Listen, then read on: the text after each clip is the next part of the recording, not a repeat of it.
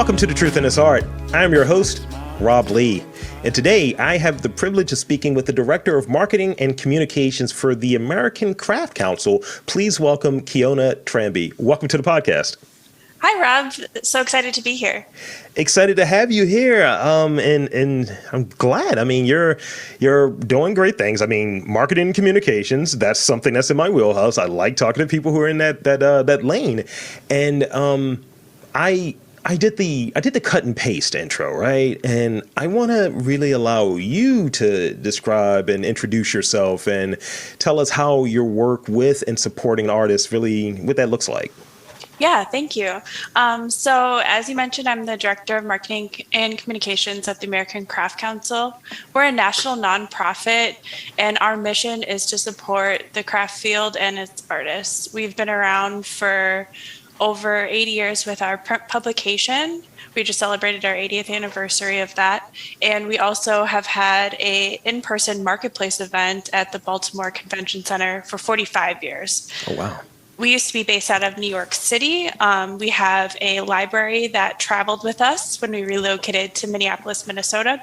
And it's one of the only craft libraries available both in person at our space in Minneapolis, but also we have a digital archive. So it's an amazing resource for educators and students. And then we have a lot of exciting opportunities that I'll talk more about later in this podcast for artists. Yeah, thank you. Thank you for sharing that.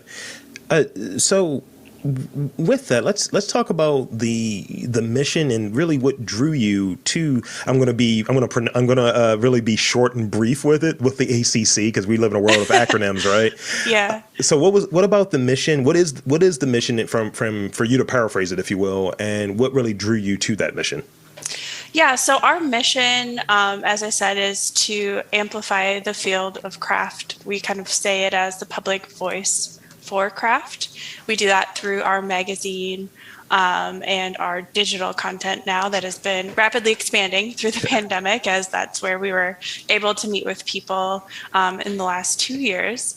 We also are about preserving the history of craft. Like I said, we have our public library and our digital archives, and it's really a mission of ours to give awards, to have archives on artists in the craft field, and to provide resources for educators and students to make sure that those amazing techniques of craft are preserved and carried on, and that we're honoring those in the field. We also are embedded in creative economies, which is what we're here to talk about today, which is our marketplace events. And we've also pivoted through the pandemic to provide online opportunities now, in addition to our in-person marketplaces. And then we're also about bringing community to the different cities we show up in with our in-person events, but now also to our national audience that we serve online. So what drew you there? Was it like you had a background in crafts? You really appreciate like for instance, when you say preservation, that's something that really gets my attention, because I did some work here with the Baltimore Museum of Industry, and upon checking out the museum, looking at different industries that were here, before I was born, or even when I was a kid, and that aren't here anymore, and it's like, wow, like part of our identity is no longer here. So preserving history and preserving legacy and preserving how things are done is really important to me. And so I kind of think about that when you were describing some of that preservation when it comes to craft, how things are done and certain techniques and things of that nature. So what drew you to working with the American Craft Council? Yeah, so I think we all have our own connections. If you just said your connection to craft, mine would definitely be the artists themselves, the entrepreneurial part of our craft artists. I myself was an entrepreneur. I went to college for entrepreneurship. I started my own business in college that carried me forward through the beginning of my career, that actually helped handmade clothing artists sell their work from all over the world. And I've just always been really passionate about helping give opportunities through my business sense to the creative people in this world that make it such an interesting place to be. So that's definitely what attracted me to the organization personally. That's great, and I think about it in working within the arts community here, and really being an outsider, but a person that appreciates arts and maybe being an artist. I don't know. The podcasting has a really weird view, but I know what I contribute in trying to help, artists and facilitate them telling their story. So, that's where I'm at, and facilitating businesses telling their stories as well. So, that's really what's important to me, and what I think I contribute to the different cultures and the different lanes. So the American Craft Council, so American Craft Made Marketplace is coming up in Baltimore. So tell me about the event and how valuable in-person events are for artists, because obviously things have changed. I know here locally, we have our artscape that's kind of maybe changing what that layout looks like, and a lot of makers, a lot of people with craft backgrounds, that's their kind of golden time to sell some of their wares. So tell me how important in-person events are for artists. Yeah, that's a great question. Our artists really rely on these in-person events for the bulk of their income, to pay their mortgages, to pay their bills, to feed their families. And it was detrimental when we had to stop doing our in-person events through the pandemic. We really saw firsthand the effects it had on our artists, and it was honestly heartbreaking. We had to actually stop our show in Atlanta right as it was about to start. And we were in person on the floor in the space with the artists, and we had real conversations with them about what this meant and the uncertainties that it was going to bring to their lives. And we've done our best to try to provide, as I said, online resources for them to continue to sell their work. But a lot of our artists just didn't have that business model. They just sold in person. They didn't have a website established. They didn't have e-commerce. They didn't have the time or the skills or the resources to pivot as quickly as they needed to keep up. So our online resources have been helpful, but I think there's still a lot that, our society as a whole needs to do to support our artists. And we're really happy that the in-person events are returning. They're able to come back in person, meet with their buyers face to face, which I think is so important. Craft is so tangible, right? Yeah. You need to feel the objects, see the objects in person to really get the scale of what the object is, to hear the story of the artist. That's really why you're connected to these pieces, right? You want to hear about how they were made, what materials they use, what goes into the process. And it's harder to do that online. It's harder to tell that story. It's harder to have that connection with not only the piece, but the artist. So that's why we're really excited. We're able to convene again in person. We're also excited that we have this new resource for our artists, this online component that we want to have continuing forward, run in conjunction with in person. That's fantastic. And I echo that. I did a lot of online shopping just for, it's easier, what have you. But then going there to some of the local shops, and especially during this time, and buying local and really being invested in buying local, because it helps people that it helps people that you see. And I was like, oh, I appreciate this differently. Oh, I can feel this hat and notice the craftsmanship that goes into it, the work that goes into that, versus let me just order something from Lids and just have it shipped to me. So it's a different appreciation, and you can kind of tell when the workmanship isn't quite there, which you may send stuff back if you just buy it online, and that's a whole thing, especially with the mail and supply chain and all of that stuff. So being able to buy locally at a fair, at a council meeting, it's something along those lines where folks are around at a marketplace. Mm-hmm. You're able to really connect with the person and have a meaningful conversation and learn the story behind it, learn the techniques behind it, and you really kind of can steal a little bit. I like to say steal. You get to steal some of their ideas a little bit of like, hey, so how did you do this? Really? That's what I should be looking for now? Great. Now I know how to buy good stuff now, thanks to you. Yeah, I like to say inspired rather than steal, but steal works too. You got to be edgy here. You got to be edgy. But yes, and being inspired, and you can learn something. And I think those personal interactions, we're as humans, I think we are very communicative. We need to be social. And that's just another one of those components that gets missed. Yeah, I totally agree. And the community for our artists is so important. Absolutely. So the American Craft Council is accepting applications for its online directory and the 2023 Craft Made Marketplace in Baltimore. What is that application process like for artists, and what can they expect if they apply? Yeah, so online is how they apply. They are asked to provide images of their work. They're asked to tell the story of how their work is made and present a bio about themselves. We jury the applications for Baltimore, so we work with outside jurors that we pay and hire to give a score of their work. We try to work with diverse communities to score and bring in new artists. We also work with educators and artists themselves. So those are the types of people that will be reviewing the work. Sure. For the online directory, it's a little bit different. We're just starting this out. It's a pilot program. We've had success already online with our Craft Week events, but this is our first opportunity for 24/7, 365 exposure, this online directory. And the staff is going to be kind of curating the artists that will be brought into that online directory. And that's also an online application. Similar, they just provide bios and photos of their work. And we're really looking for artists that have only handmade.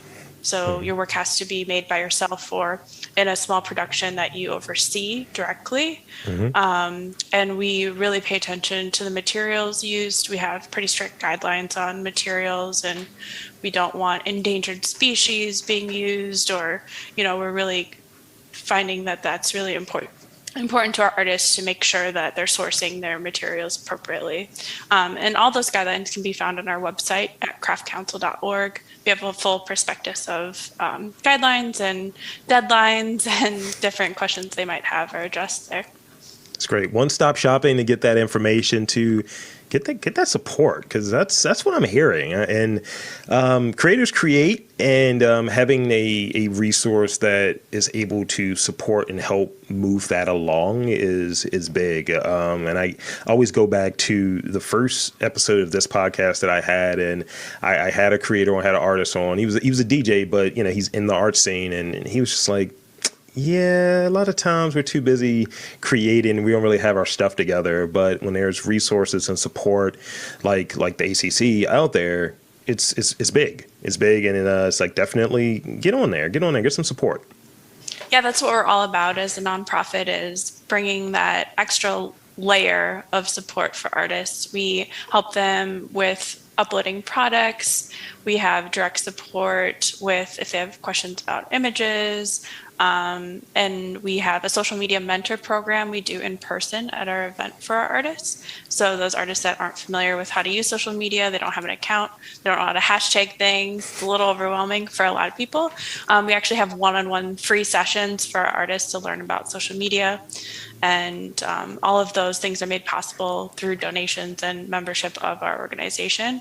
And it's really important for us to provide that support for artists, which is a lot different than some of the for-profit shows out there and different resources that they might be familiar with. So yeah, that's wonderful, and definitely, folks, take advantage of everything that's out there. I was on this call this past Saturday from it was like a lawyer, but he works specifically with creatives, and he was talking purely about contract law and grant law and things of that nature. And I was like, I'm learning a lot, and I've taken a few business law classes or what have you, and I was like, oh, this is different for creatives. I was like, so I can just put whatever I want in the contract? Great. Yeah, I'm not a lawyer, but they're always good to speak with, and those resources are also extremely helpful. Absolutely. So I got a couple more real questions, and then I have some more rapid fire, or as I like to call them, random fire questions. But yeah, they'll be fun. So it's my understanding that your background includes starting a print magazine, which led to working with fashion designers, photographers, and models. Is that true? And if so, could you share more about that experience and how it may contribute to your current work with the ACC? Yes, that's true. I started a brand called Pink Bow City, as I mentioned, when I was in college still, going to school for entrepreneurship. My original idea was actually to start a fashion truck, which doesn't sound like that nominal of an idea now, but over 10 years ago. That wasn't something that was the norm, especially in the Midwest. I soon realized I don't want to, do business out of a truck. So I pivoted to do online. I built a website and I did drop shipping again before it was super common, where I would sell artists' work on my website. They would get a portion of the sale and I'd get a commission of the sale. They would ship everything directly. And I would do all of their marketing. And part of the marketing ideas I had was starting a print publication. So my print magazine ran for over 8 years. It was distributed in small boutiques, online, and across the world, actually. It was available. And it was focused in kind of pinup aesthetic is how it all kind of came together. And I loved working with the handmade clothing designers. That was definitely my passion. The artists are absolutely incredible. The amount of care and time that goes into making their clothing is just incredible. And I loved being able to educate people on why they should invest in more sustainable practices of handmade clothing, why it's important to invest and spend more on a few good pieces that you wear all the time versus fast fashion, where you're buying items you wear once or twice and then hopefully donate or maybe throw away.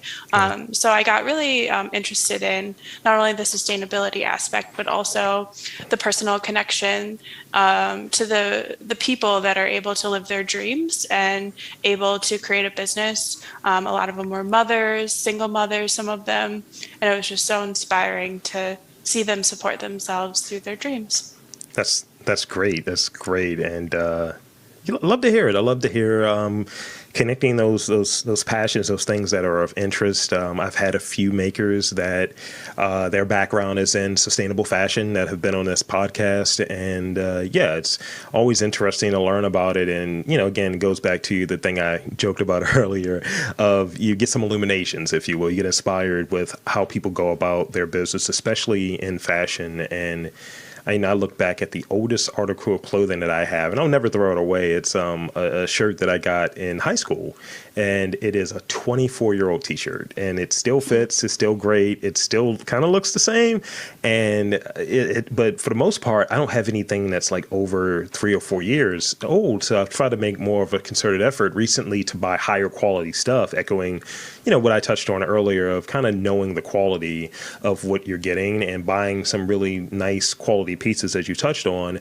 and that kind of being what you're doing. And then the other things, basically it's not spending a bunch of money, reducing waste, because there's a lot of collateral issues that happen with the way that we buy things and the way that we purchase items.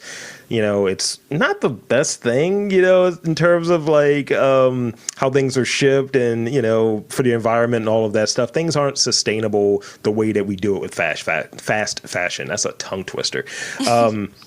So being more sustainable, and I think buying hyper locally and buying from people who are makers, you get a better quality item, and you're actually supporting a micro entrepreneur who's going to appreciate it more than that large Zon company. Completely. Yeah. And not only do we work with handmade clothing artists at the American Craft Made events, you'll see handmade clothing, but we also have jewelry artists, we have ceramic artists, metalsmiths, woodworkers. So that's what's really fun about working at the American Craft Council, is being able to be exposed to all of the different types of amazing handmade craft. Yes, we love the one-stop shopping or what have you, and I shop for diverse people, and I'll put it this way. I'll reveal this detail. I shop all year for people for the holidays. So going to like the marketplace, going to a fair, it's like, I got this back in June. It's like, what? I got this back in May. Like, excuse me? And it's like, you got this during the summer and held on to it. And it's something really unique and cool. And it's like something you'll find there at the marketplace. So it's really great. Yeah, that's how you should be shopping. I mean, it should be meaningful, the gifts that you're giving. And when something makes you think of someone, that's the best time to buy it, not 2 weeks before their birthday when you, need to order something online quickly. Yeah, when you're in panic mode, like, oh, snap, I forgot. Yeah, exactly. So I got one last real question for you before I get into those rapid fire ones. One of the many things, and we touched on it, one of the many things that the ACC does is support creative entrepreneurship. So I want to get this feedback from you. What is your favorite metaphor for describing entrepreneurship? Ooh, that's a tough one. Honestly, I've had my ups and downs with being an entrepreneur, seeing other entrepreneurs. So I'm going to say a really cliche one, which is probably a roller coaster, is my metaphor for my experience with entrepreneurship. I think there's extreme highs and so many things to be proud of when you're an entrepreneur. There's those, wow, I'm featured in a print magazine day and all of those, days you get sales. But there's also those really low lows that you have to remember exist. It's not all going to be rainbows and butterflies as an entrepreneur. It's not? It's not. There's going to be times you can't pay your bills. There's going to be times you're like, why am I doing this? And yeah, I think honestly, if I'm being real, that's what I can think of. we only want the realness here, so I appreciate that. And so with that, that's the end of the real questions, and I got about four rapid fire ones for you. Okay, I'm ready. All right. I mean, some people say these are dangerous. Some people get scared. Some people it's like, look, man, I'm gonna peace out. I'm gonna see you next time. I appreciate the opportunity, but I'm gonna leave. I'm gonna gracefully bow out. If I have internet connection issues, might be a reason. All right, KT, I hear you over there. All right. So here's the first one. In 3 words or less, what makes the ACC brand successful? Like the brand of doing business, how you guys operate, what makes it successful? They don't have to be like a 3-word sentence, but just three words that come to mind. The artists. Okay. What is that one word, and they're not all word related questions, by the way. What is that one word that you believe to be the most powerful in the English language? Love. I've heard love a few times. That's a good one. That's a good one. Because I like to live vicariously through people, what is the best country you've visited? I have to say Germany. It's one of the only other ones I've been to. So, Germany. Anything that stands out about Germany for you?